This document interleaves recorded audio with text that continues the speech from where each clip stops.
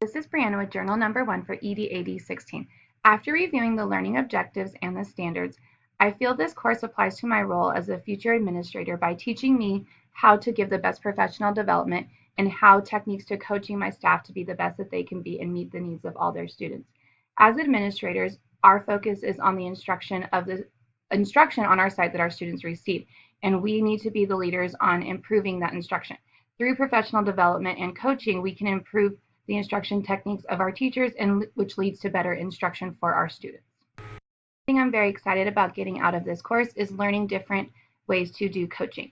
I've been able through my leadership positions on my site to do professional development and staff meetings, but most of the time I was sent to a training, came back, and then would present to the staff on what I learned and give small tips and techniques.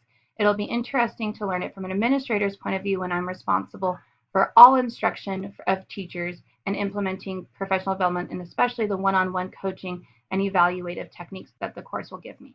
I'm also excited about clinical practice 2 in creating the technology badges. Incorporating technology into the classroom is one of the things I focus on as a teacher, and it'll be fun to be able to do that in this course as well as see how it applies to my role as a future administrator, and kind of a fun way to encourage teachers and bring the climate and culture of the staff together. I'm on the climate and culture staff currently at my school, and we're always looking for different ways to bring a positive feeling to not only our students but staff as well.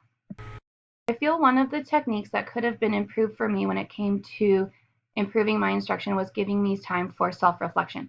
A lot of the times, especially when I was evaluated, I would go in, hear the critiques, kind of being told this is what we saw, this is how it went, great, you're done, good job, but I never had a chance to sit back and self-reflect and kind of guide myself through, well, what did I see were strengths? What were areas I feel I need to focus on?